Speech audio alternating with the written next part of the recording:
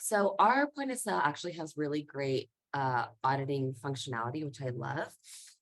There's a few different ways um, partners can run audits, and if you guys might have done your lesson lead that Chloe made, which is awesome. So let's walk through it together. Auditing is found here under the inventory tab. And when a partner is creating an audit, they can hit new audit and they have two options to do a criteria-based audit or a scanner audit. Honestly, I can't say which would be more frequently used.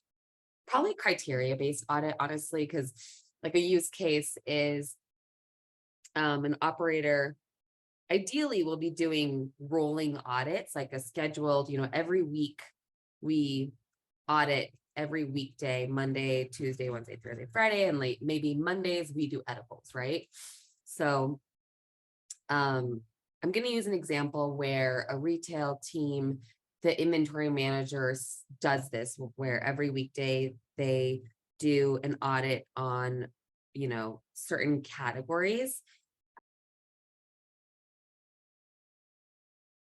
And then let's say the inventory manager creates the audits and assigns, someone on their inventory team to do each audit. So maybe like today's Friday. So maybe I'm the inventory manager and I am preparing my inventory team to run their audits for the next week. So on Monday, let's say, I'm going to assign the edibles Monday. What is the date on next Monday? Is it the 24th? Okay, so Monday 4/24, and I'm going to assign this audit to Ryan. And you can make a criteria-based audit a blind audit, which what that will do is it will hide what the point of sale says you have on hand. If you mark this as a blind audit, it'll hide that quantity. So Ryan can just focus on counting instead of worrying about like, oh, I just counted 5, but our system says 20. That's a huge discrepancy. Sometimes managers like their team to do blind audits because it can be a little bit more efficient. And yeah, all the team needs to do is like focus on counting. But I'm going to make this not a blind audit. And then since I'm a manager assigning it to Ryan, I want to approve it before the inventory is actually, I guess, processed. And then since Ryan is doing edibles, I'm going to assign these product type filters. We're going to do all edibles from all brands and suppliers. If another example would be like maybe an operator knows that a certain brand's inventory is like way out of whack, then they can just do a specific brand. So these are kind of like the criteria that we're talking about. But I am going to set Ryan up for an edible audit.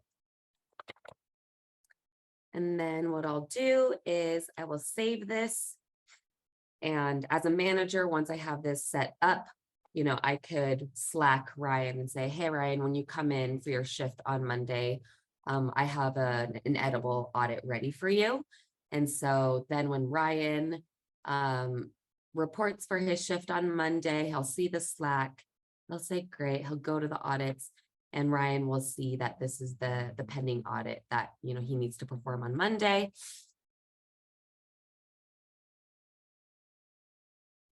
And when he wants to start the audit, he'll just open it and hit start audit. And when a criteria-based audit is started, Ryan has a couple of options. He can perform the audit here right within the portal.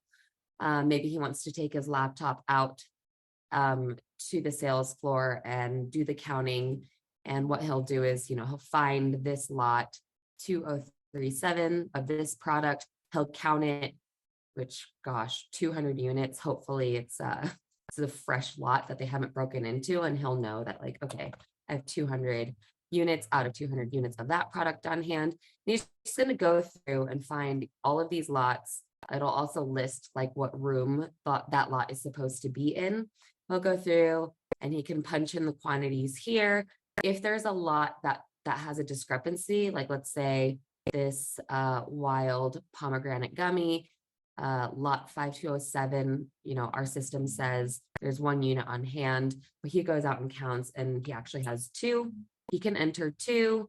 And if there is a discrepancy, he's going to hit this little caution icon and just confirm that this is the audited quantity, and he can hit save.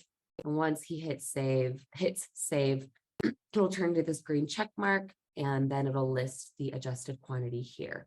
So he'll go through, maybe this lot, he realizes there's 0 on hand, blah, blah, blah, blah, blah. And then maybe, let's see, cost, do one more adjustment here. All of these say 0. Wait, let's see. Current quantity. Okay, so let's say he counts this lot and there's actually 400 on hand. All right, so he's going to go through all the lots. And once he's done,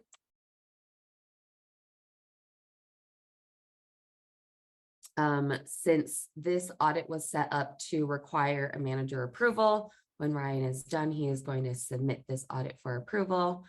And then me as a manager, maybe I come in for my shift later that evening and I will come check to make sure Ryan did his audit. Looks like he did. It's pending approval. And a manager can go in here and take a look at what adjustments Ryan has submitted. So up top, it's going to show you how many lots were on the audit and then how many lots had an adjustment listed. And then it's also going to list kind of the cost difference for those adjustments. And as a manager, if I come in here and everything looks good, I can just come in here and hit complete. When a manager hits complete, that's when it'll actually adjust the quantity in the point of sale. Any questions, you guys? Yeah, I have a question. So like in this example, is this how you would do an audit? You would only mark the ones that have discrepancies and you'd leave everything that was right blank? Correct. Yeah. Good question.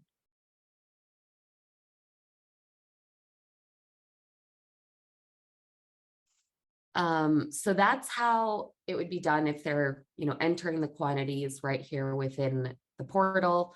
Another option though is criteria.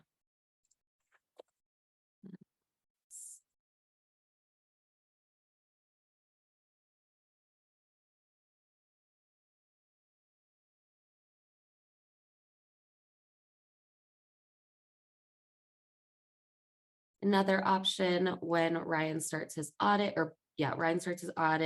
is maybe like he doesn't have a laptop, right? So, and he can't take his computer out onto the sales floor. What he can do is do an export and import. So he's going to download the spreadsheet and then he can take this, maybe he'll print it out and take it out there. Another option is to like open this up on a computer out on the sales floor. But what he can do is come in here and enter the counted quantity in this column. So again, let's see, if we're doing an export import, unlike when you're filling in the quantities in the portal, you'll have to enter a quantity for every row. So if there is no difference, you're just going to punch in what the quantity is on hand. But again, like let's say he counted this lot, it says there's 399. He actually has 400, so on and so forth. Let's do this. So maybe that's just one lot that has a discrepancy. Then what he can do is save this spreadsheet. And then what he'll do is choose the file, import.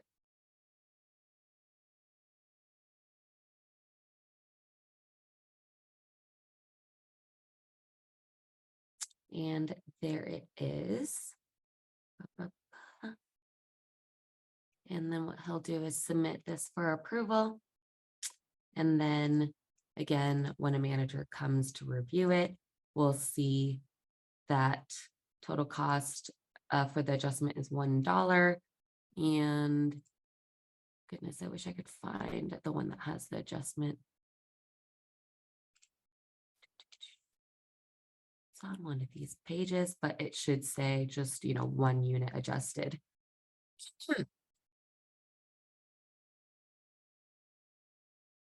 The final way that they can do an audit is a scanner audit. Scanner audits are usually more helpful for operators that have a large amount of inventory or if they're doing a full store audit.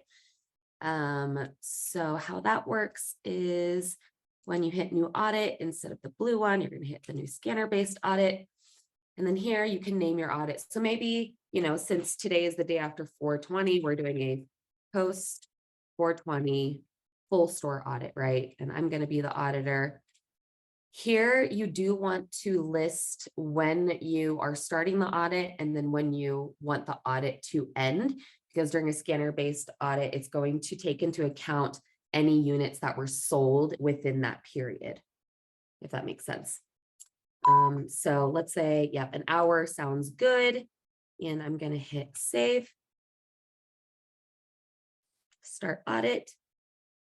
And then here, for a scanner-based audit, what they'll do is open a text document, like a Word doc, and then they're going to connect a scanner to the device that they have the Word doc open on. And they're for scanner-based audits, you have to do it within inventory rooms. So if I am doing an audit on the inventory of my backstock, I'm going to have a document for that. And then you will have a separate document for a different inventory room. So let's say I go to my backstock inventory and I scan everything. It kind of looks like this. Every scan will populate, the barcode numbers. And some scanners, when you scan and then scan again, it'll do a line break automatically. Other scanners, like if you scan once and then scan again, it'll actually just put it in the same line. So depending on what scanner they have, some people might need to scan, hit enter, scan, hit enter, so on and so forth, but you need the barcodes on separate line items. Once they've scanned everything, and they're just gonna kind of go around and they don't even have to scan everything in order. Like if all of their inventory was just in a bucket and they had a mix of lots, they can just scan, one by one, as long as every barcode is scanned. When they upload this document, our system is going to read for how many times a barcode appears on the document. So since this barcode appears 3 times, that's saying, they have 3 units of that in stock. So once they've scanned everything, let's say it's good. Obviously, usually their document is going to have a lot more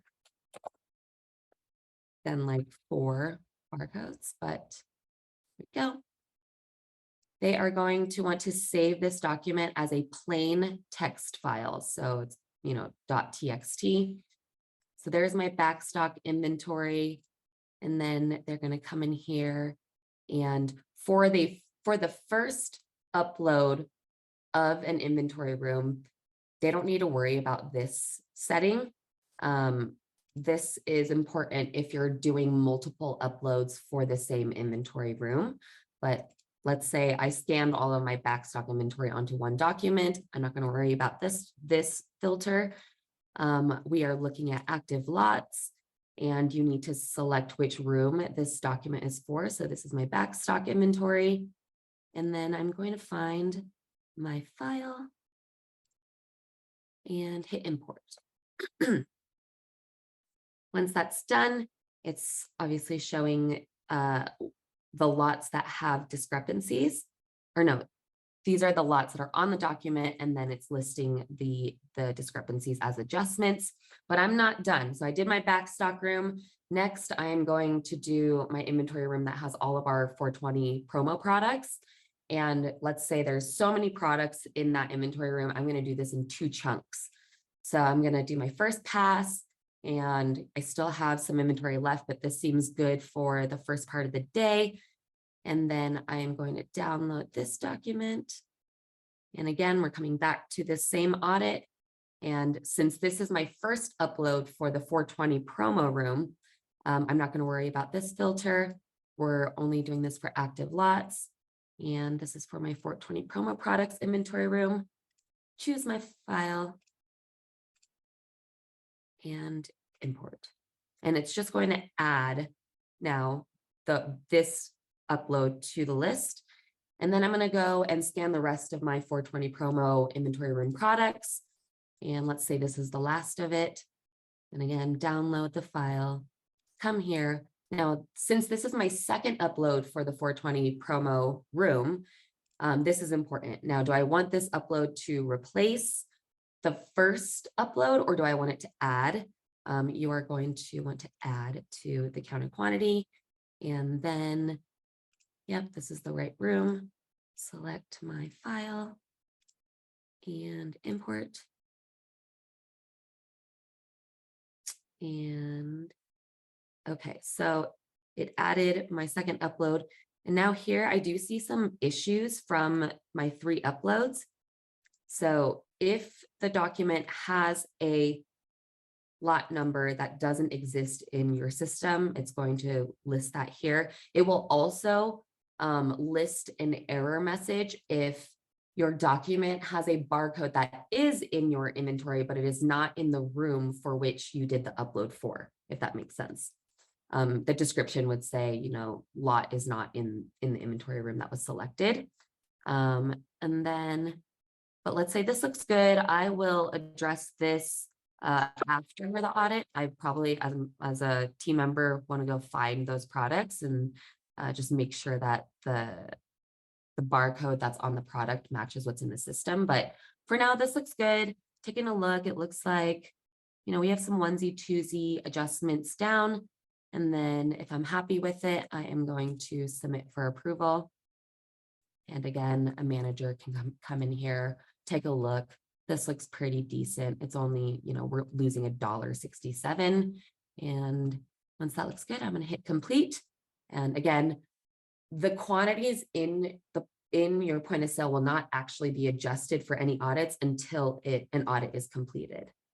So I think it's always good to, you know, mark audits as requiring approval, just so you can take a second pass at it before making the adjustments. Now, when adjustments are actually made, if after an audit you want to see a full report of the adjustments, there's a really great page in our portal called Inventory Transaction Activity. This tracks like all inventory activity, and you're like, what constitutes inventory activity? If you open this filter, these are all the transactions that we track. So sale means it was a sale, you know, at the point of sale to a customer. Purchase is a wholesale purchase. So that would be like accepting inventory through a manifest. Refund means customer returned an item. Adjustment, that's what we're doing right now as an inventory quantity adjustment, but there's we track a ton of inventory activity, which our partners really, really like this page. But since I just want to look at inventory quantity adjustments, I'm going to apply that filter. I want to look at the adjustments that were made today because I know that we did some auditing. I can run that report, and here are those adjustments, and we'll see, the reason being an inventory audit.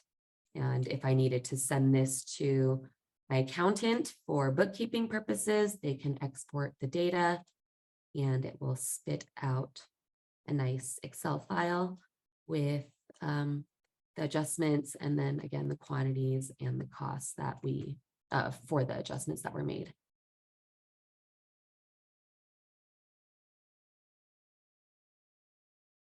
Any questions, you guys? I have 2 questions. What's the likelihood of somebody uploading a file, not realizing, oh, that's the wrong one, and then that just like kind of screws things up? Is there like a foolproof way, or is kind of a best practice maybe, hey, you can do it a certain way, but before you're officially done, maybe upload like the final version, if that's like, is there a best practice with this? Do you know? Good question. Yeah. So let's see here. It's my scanner based audit. Did I do?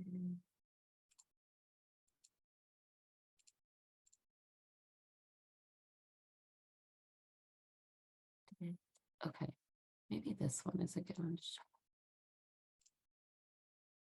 Okay. So if they're doing multiple uploads in a single audit, what's nice is that it does kind of log all the uploads that were made. So let's do back stuff again. And then I'm going to do one more.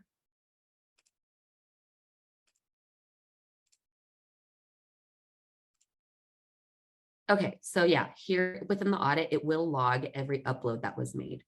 So you can take a look and be like, okay, that looks right. Yep, I wanted this one, the first upload to be for my backstock room, and then the second one to be for my 420 room.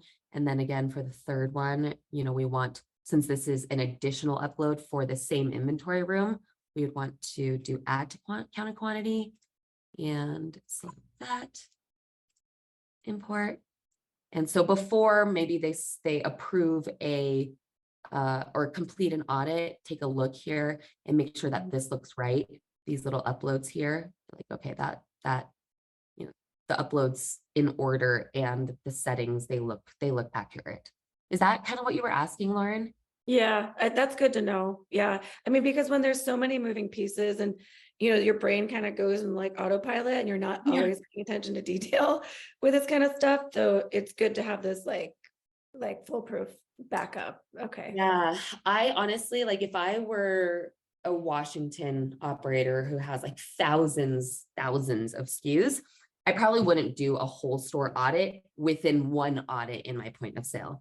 I would probably break up my whole, you know, there are times when you do need to do a whole store audit, but I would create, you know, maybe 4 or 5 audits in my point of sale, maybe one audit for each inventory room to keep it simple. Yeah. I do have another question, but I don't need to ask if you've got more to share because I know we're limited with time. Nope, this was it. I covered it all. Go ahead and ask. And then I was just curious about, from your experience, supporting partners that might be using a different, like just maybe look and feel, user interface. Are partners more apt to like say, hey, walk me through like when I'm ready to do it, or are you spending a lot of time doing it in an onboarding? Because it feels like it's more pertinent when they're ready to maybe schedule time to kind of coach them in prep. Yes, really, really good question. So very much like ecom, when you're doing the onboard training, there's just not enough time to cover everything. So when I do auditing, I really do very high level where it's like, these are the 3 options you have, you know, criteria based where you're entering the quantities in the portal, criteria based where you're doing an export and an import, and then you have a scanner based audit. And I'll do like a really quick run through and then just stress that like, when you're ready to do an audit, let's set up some more time to, you know, do a deep dive, because there's just no way you're going to be able to squeeze that into an onboard training for point of sale. Good question. Cool. Thanks. Yeah. Macy has a question. Yeah. Oh, who does? Me? Maisie? you, Jess. No, Maisie first. Question. Okay, so let's say you in your system you have 1, but when you audit you find you say, oh, actually there's 2, right? Like in your example, when you save, like what is that second item? Like where like who knows what it is? Like how does it know? That's a really, really good. So most state cannabis like regulating bodies, they have like a metric. I think when I was working in Colorado, it was like a 5% discrepancy where it starts getting flagged of like, ooh, like they might be getting products into the black market. But you know, having products kind of disappear or whatever and not be accounted for is pretty, like, it's not shocking. It's very, very, it's almost Totally. expected. And usually it means like this, let's see, am I still sharing? Yeah, okay. So this product, I mean, Cosmos Wax of this lot, we see that there's -2 discrepancy, probably Right. means that there's another lot of the same product that a bud tender like missold. So it's the same product, but maybe a bud tender grabbed 2 units out of this lot, but then like added a different lot to the cart within the point of sale. So it's Got selling it. the wrong lot, essentially. Okay, yeah, got it. Yeah. Okay, In that makes the sense. dispensary world, they call that an under over. Yeah, under over. Yep, exactly. Yeah, you may Okay. have 2 lots that are available and the bud tender either searches it manually and just sells Select it without actually scanning the product. Yeah. Or maybe there's an old one from an old lot and they just put it into the new lot. And then they scan one product twice. Yes. So a good example is like if a customer's like, I want 5 of a certain product, a bud tender will go grab 5, but in their hands, they actually have 2 units from one lot, 3 units from a different lot. But when they get to the register, they take the scanner and just scan one of them 5 5 times, times. which Yep. managers hate. They're like, stop doing that, because the managers are the ones that do the auditing all day, every day. And Right. it's very stressful, and it's frustrating, but this is why having a tool like a built-in auditing feature is amazing. Not a lot of point of sales have this. And so I think partners are going to be very, very curious to learn as much as they can about this function. That's awesome.